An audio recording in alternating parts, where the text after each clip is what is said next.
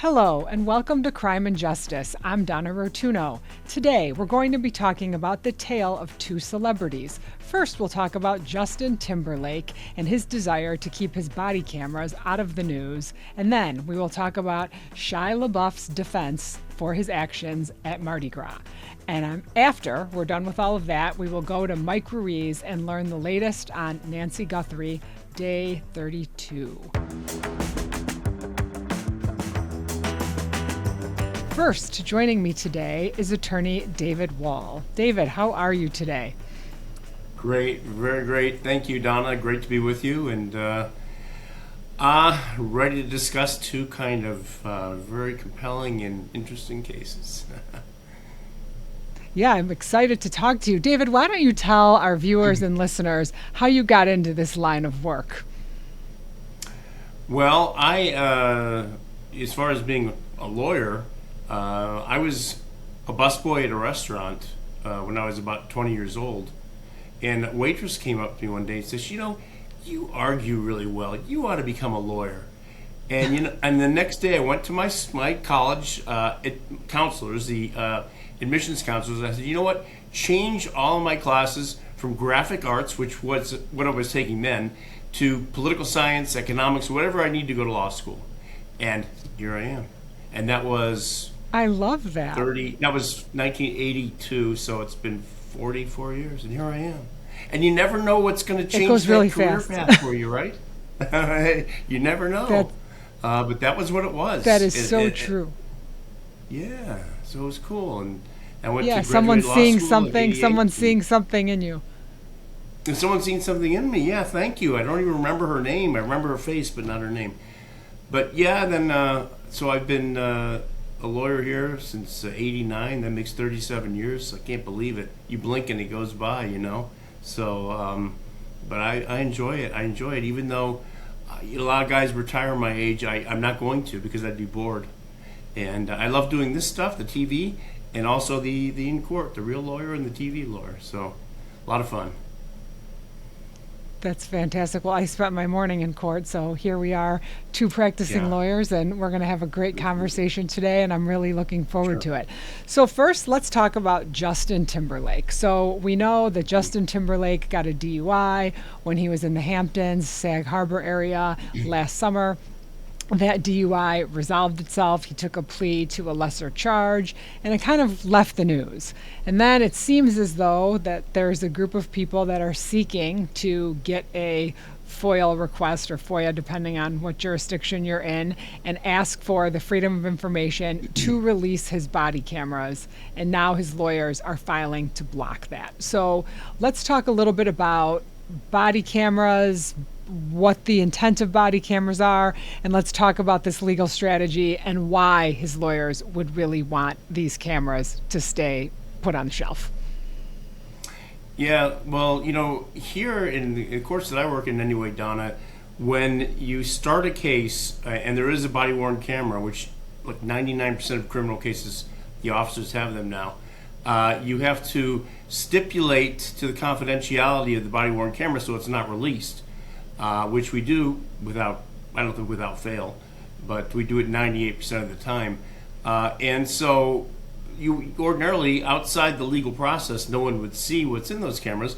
And in Justin Timberlake's situation, obviously one of the most embarrassing things you can do is be asked to perform field sobriety tests, touching your nose, walking a straight line, those kind of things, when you're good and drunk, and fail those, or you say weird things like, hey, I'm a super celebrity, please let me go, and he really feels that those will damage his career, so he has filed to keep them out of the public domain, and now the judge is kind of asking them to sort of mediate it and see if they can come to an agreement, because I imagine there's some pretty interesting and embarrassing events that took place in that 8 hours of camera video. Well, let's talk about it a little bit. So, when we've seen other celebrities have DUIs, right? We've seen Tiger Woods, we've seen Reese Witherspoon, we've seen Mel Gibson, and these are just a couple off the top of my head. And we have seen portions of those arrests. So, in this case, his legal team is trying to protect his privacy.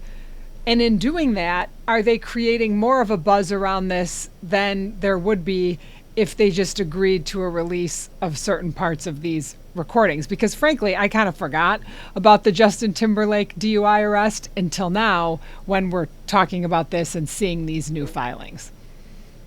Yeah, of course. And apparently now many other media organizations than the original one have made freedom of information requests and asked to get a copy of the videos themselves.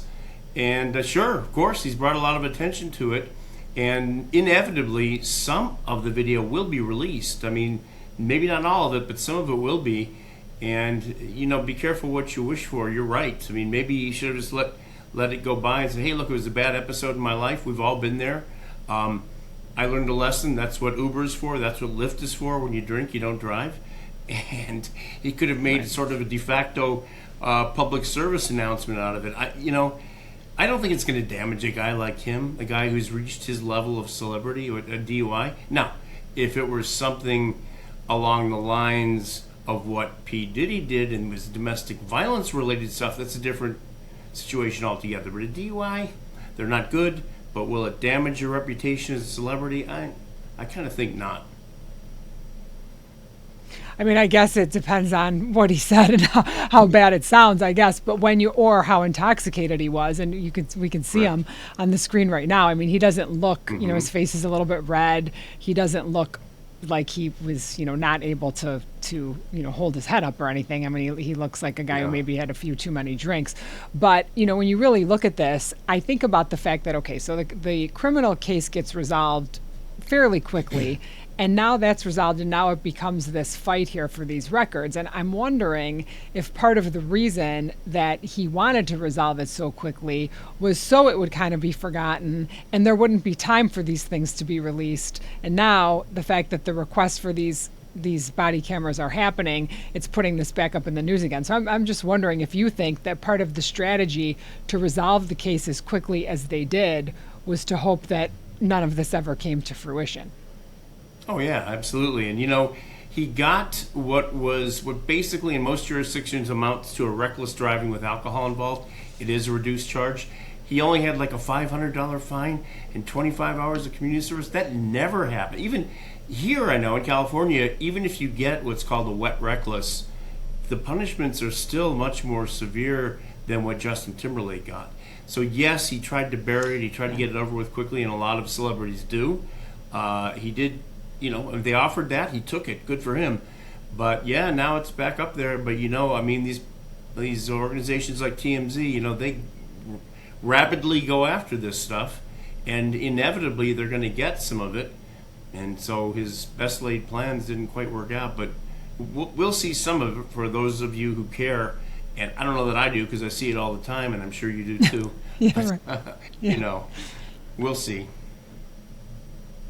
Yeah, I think it's interesting when you look at body cameras and the intention of body cameras, right? The whole purpose of having police wear cameras in the first place is for police accountability. And in some ways, I think you can argue it also can protect the police also, because there's a lot of allegations made against the police that then you watch a body camera and you say, well, wait, no, that's not really how that happened. But I think the original intention of it was the push to say we need to keep the police accountable and make sure that everything is above board. So taking that into consideration, and if that was the true intent of the reason for body cameras, then is it really for this public exposure, whether you're Justin Timberlake or not?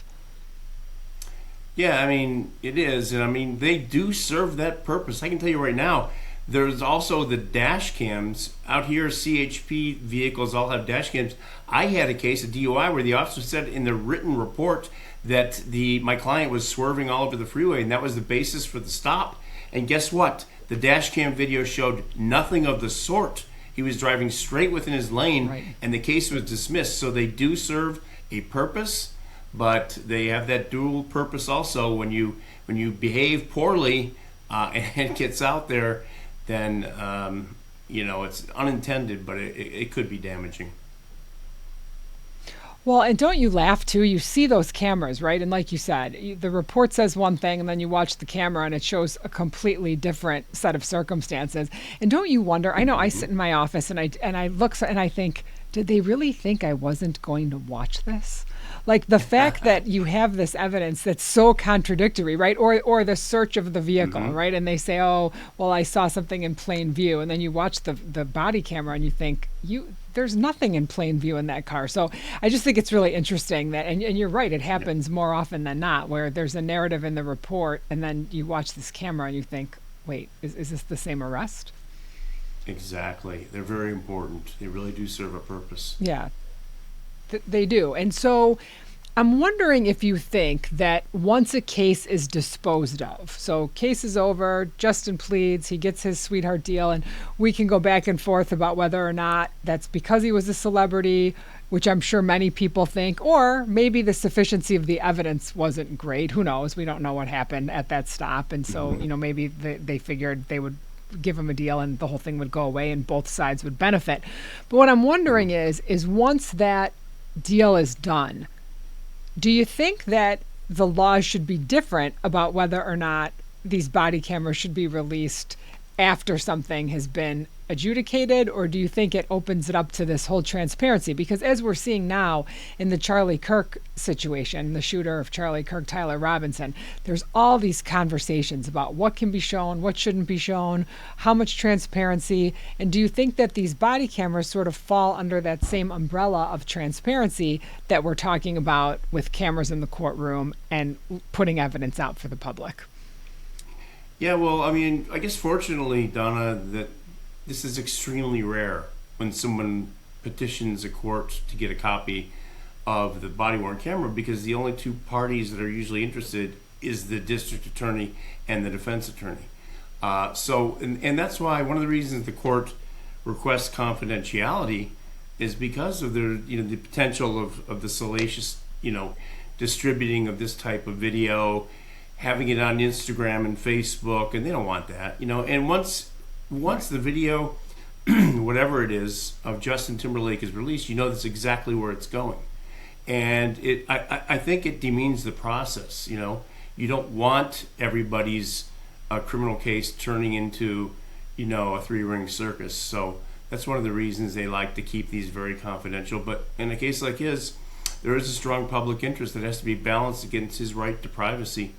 And hopefully they reach some sort of an agreement that'll accomplish both. Which I think ultimately will happen. I think the lawyers, and I think the judge told them to do that. I think the judge said, okay, try to come up with some agreement. And like you said, some portion of these are going to be released, not the full 8 hours, but some portions of these. Obviously, if he's giving his name and his address and his phone number, those things will be the phone number, the address, those things will be redacted, those types of things. And, maybe certain statements he made with regard to something going on in his life, who knows what he said to the police at the time of these arrests, but we'll probably be able to see the way he interacts with the officer, and we'll probably be able to see some level of field sobriety test is my guess. Agreed. Sounds about right. Yeah, and I think, really looking at these things, again, like you said, most people in these cases, no one's asking about this because no one cares. It's between the prosecutor and the defense. Now, if Justin Timberlake were to go to trial, and then a trial is public record, and obviously whether there's cameras there or not is a different story, but journalists can sit and journalists can watch, and if portions of the body camera are played during trial, then of course it's a little bit different. But when you do take a plea, I do think that should be taken into consideration in terms of what is released if both sides are in agreement to what happens. And it goes beyond, this is a very, very small, insignificant case, big picture. You've been doing a great job covering the Nancy Guthrie tragedy, it looks like at this point. And there, in my view, in reviewing it, from the very beginning of this case, has been so many missteps by the investigators, by law enforcement. how many petitions do you think are going to come forward in this case, requesting video, requesting reports that haven't been released so far? This is a huge case, and this is where my guess law enforcement fights it tooth and nail, because there's going to be a lot of incompetency exposed when that petition comes forward. You know, it's been terrible. Yeah, for sure. I agree with you. Well, and we talked a little bit about the fact that the injunction that Timberlake is asking for, he's saying that this would cause this irreparable harm to him. Is that embarrassment that he's saying would be an irreparable harm, is that legally protected, right? So is that harm legally protected? And in my research, I'm seeing that not really on its own. Standing alone, that's usually not enough. What's your take on that? Well, that's the legal terminology, excuse me, that is used to sustain an injunction like this one. The irreparable harm standard, that if you release it, the harm that will befall me is not something I can fix. And so he's using that terminology. Do I think that's, no matter what happens in that video, I don't think it will do any harm, big picture, to his career. But there's something in there that he doesn't like, and like I said, he may have been, hey, I'm a big celebrity, let me go this time. And that's embarrassing, and that could embarrass him and family. Yeah. That could do damage to possibly contracts that he has with entertainment, issues that he's engaged in. So that's possible. But again, that's the legal terminology that's always used in injunction requests. So I don't think it's going to cut it. I think they're going to probably get together and work something out. They'll stipulate to a certain amount of the video being released, and everybody will see it. Absolutely. All right, let's move on to Shia LaBeouf. Shia. He gets himself in a bunch of trouble in New Orleans during Mardi Gras. One arrest, I think it was February 17th, which was Fat Tuesday. He's out, he's enjoying himself, gets into some kind of a bar scuffle, and about a week later, he gets arrested, or 11 days later, whatever it is, he gets arrested and charged with 2 more batteries that arose out of the same event. So these are misdemeanors. He goes to court. He gets very high bonds for a guy with no background. Now, granted, he can afford the bonds, but we can talk about all that in a minute. So in looking at this, now there is this defense that they're basically coming out with, and they're kind of talking about the Napoleon complex, and I think they're sort of throwing a few things out there to maybe take away some of the attention on what happened here. And apparently there was some allegation that some man touched his leg, and then he made some gay slur, and then this whole fight started. So do you think that some of these defenses that the defense is throwing out there are sort of an attempt to take the focus away from a possible hate crime and or these commentaries that were allegedly made in the bar that night? Yeah, I don't think his lawyer instructed him to say things like that to the media. And certainly you and I both know there's no jury instruction that says, ladies and gentlemen of the jury, if you find Mr. LaBeouf was suffering from Napoleon complex, you shall acquit. So we know that's not there. Reality is he has a history of arrests going back 30 years.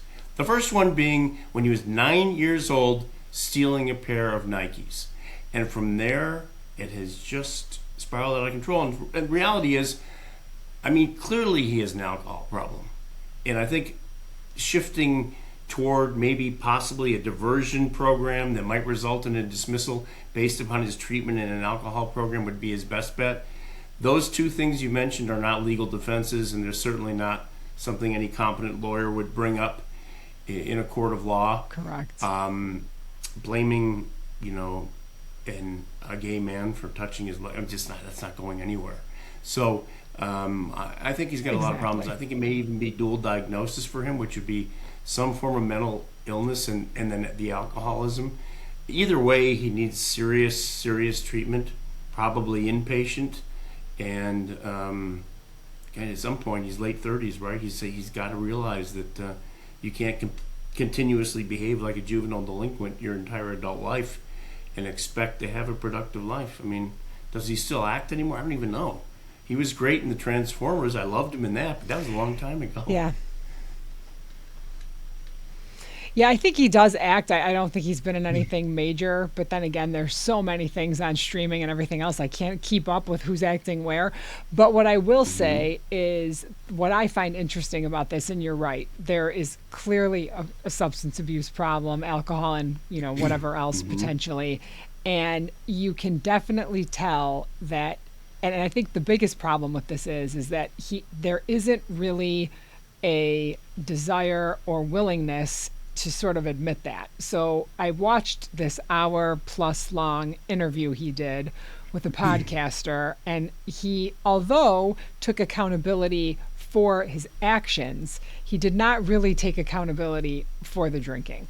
Said, yeah, I drank, but not that there's a problem. And every time he tried to talk about it, kind of strayed away from it actually being a problem. And I'm thinking, as a defense attorney, we can see that with that behavior and with the escalation of the behavior, with the wife leaving him, all of these things that kind of happened. There was a domestic call to that house in 2024, and drinking was mentioned at that point. So we see this escalation, and I think to myself, okay, his best bet would be to fall on that sword, whether he truly felt it or not, but that would be the best way to defend yourself in a situation like this, right? I mean, this nonsense about, Napoleon and everything else, I think is just not only silly, but it's actually minimizing his alleged taking responsibility, right? Yes, he says the words, but it doesn't seem to mean much with the rest of this on the backside of that. And I'm sure you know this, the courts are very sympathetic toward people with substance abuse problems who take responsibility for those problems, and you end up getting great outcomes. But when you don't do that and you start making up silly excuses for your alleged criminal behavior, then it usually doesn't go well. And I don't know, he's basically brushed aside allegations of marital discord and said, we're fine, there's no problem here either. And so I don't think he's the type of guy, at least not right yet, that is going to take responsibility for a very serious alcohol abuse problem that is leading to these kind of, personal foibles and criminal behavior. And he's got to do that, or if he doesn't, it's not going to turn out well. Yeah. It's sad, and it's sad to see, especially when you watch, and his lawyers did not tell him to go on that podcast. I mean, my goodness. And so you watch him have this conversation where he's truly all over the place. I mean, it's just, there's the stream of consciousness. A lot of it doesn't make sense, and he's kind of answering the question, and then he's getting up and he's sitting down. And so if there are other issues that he's dealing with, mental, emotional, whatever, they definitely need to be addressed, or as well as I do, there'll be more contact with the criminal justice system if he can't get those behaviors under control. Absolutely, 100%.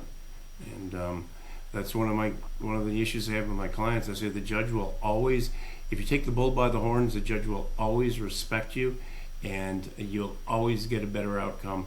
If you fight, there's nothing wrong with fighting a case if you've got legitimate issues that need to be contested. But if you're just saying, I'm a victim across the board, and you're not accepting any responsibility, it just doesn't work out too well. So do you think the bond they set in this case, which was $100,000, which, for misdemeanors is fairly high. Now, I live in a state that no longer has cash bail, so I guess at this point a lot of this conversation is relative. But, that is a high number.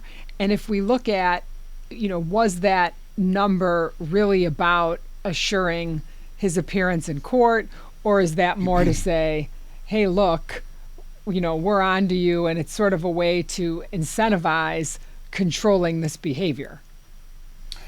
Well, Donna, you're right. I mean, this is $100,000 for a misdemeanor case is outrageous. I don't care where you are. Yeah, it is. I mean, here... yes, or how much money you have. For a misdemeanor case, I don't think I've ever had a client been ordered $100,000 bail. The only exception is multiple DUIs sometimes. that haven't been charged as felonies yet, but what are the issues usually? Risk of flight. They took his passport. He's not going to go anywhere. Right.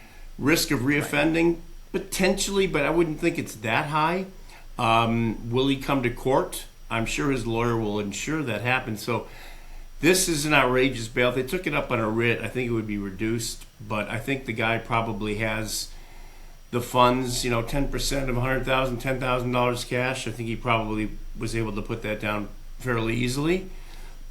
So I don't, in ordinary circumstances, I would think completely outrageous, but for him, well, he made it anyway, so. Well, the football coach from Michigan got a lower bond on his felony case that he had, so that was a pretty. I think his was half that, but anyway. And what about the fact that this happened during Mardi Gras? Does that in any way change now the judge always has discretion in terms of what to set for bond or what, but do you think that given the fact that it's Mardi Gras, given the fact that there's probably more problems than normal going on in New Orleans, do you think it's a way for judges to say, look, we're taking this seriously, we want to keep this event as safe as we can, but at the same time we also have to take these things more seriously because we want to make an example out of the people that are getting in trouble during this high, tourist season in New Orleans? Yeah, no, I totally get that. And also, he was headbutting people, which, ordinarily that could very easily be charged as a felony. Anything that causes great bodily injury or risks causing great bodily injury, and headbutting is a misdemeanor, I don't think I've ever seen that. So maybe the judge is saying, look, you're charged with misdemeanor, but the conduct was more like felony conduct, so I'm going to slap you with a heavy-duty bail. Although, even though, I know here in the bail schedule there's no way you could give that kind of bail for a misdemeanor, but maybe in New Orleans you can.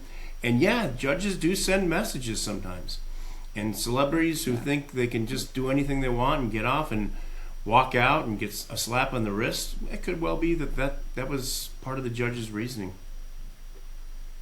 And although bail is not meant to be punitive, right? It's meant to ensure your ability to come to court. It's meant to keep society safe. But do you think that now, obviously giving him this bond, and like you said, he can pay it, he paid it, no issue.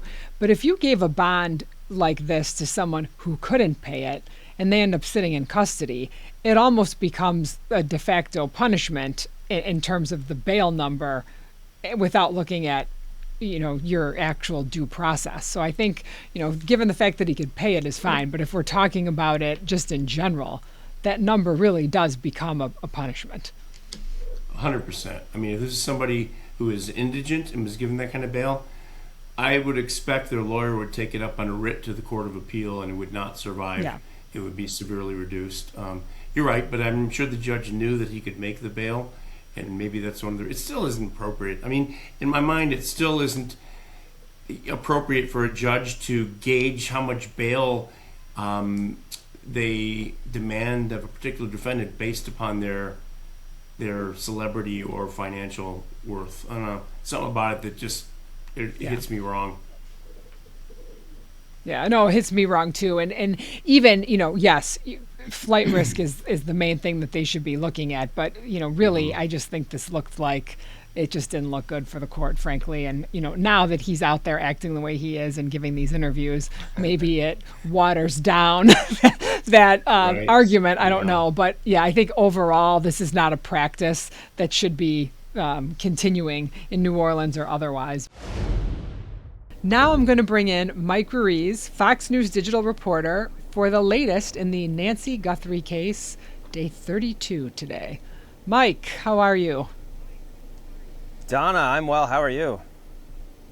I'm doing great. It's good to see you. Are you still in Tucson?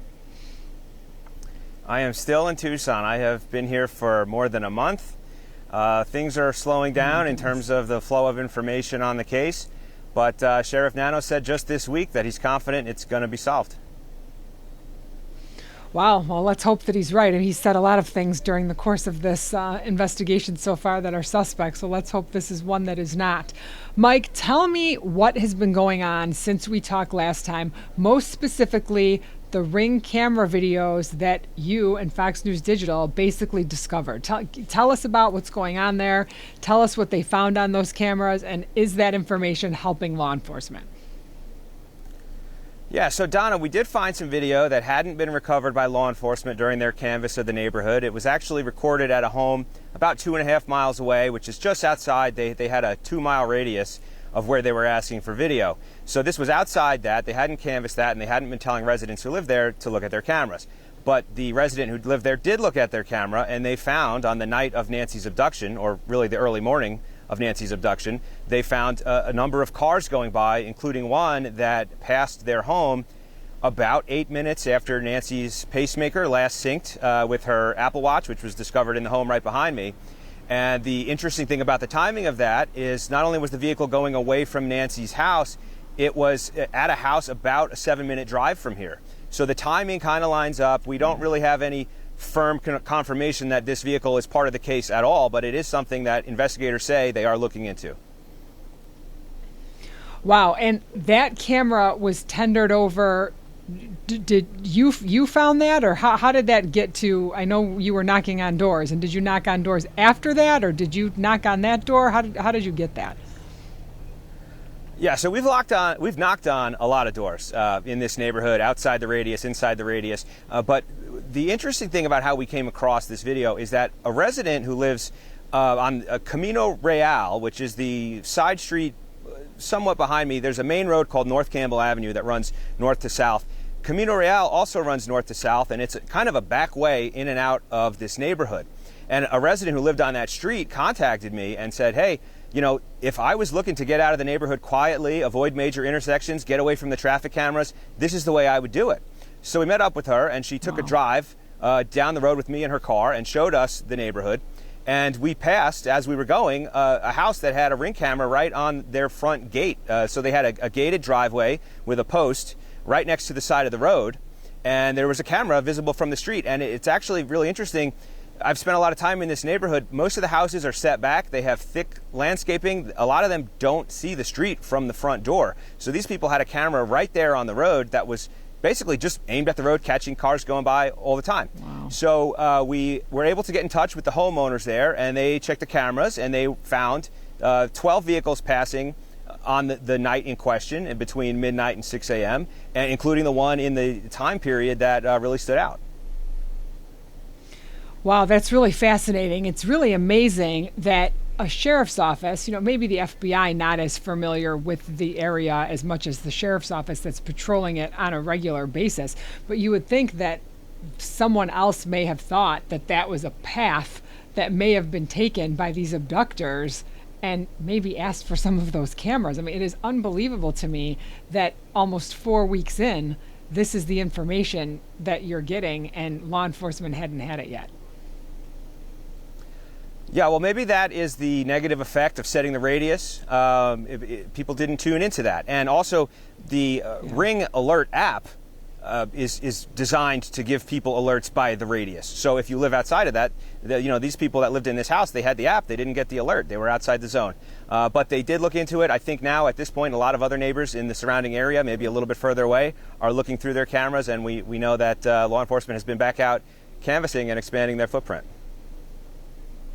Wow. Well, let's hope it leads to something. Mike, you have done unbelievable work out there. I know it's been grueling, and some days are much slower than others, but I know you are continuing to knock on doors, and I know we at Fox and this podcast and the Guthrie family are grateful for the work that's being done out there, and hoping that we do get some answers, and hope Sheriff Nanos is correct and we have some answers about Nancy very soon.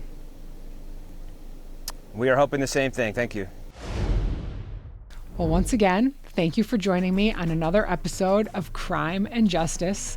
Until next time, goodbye.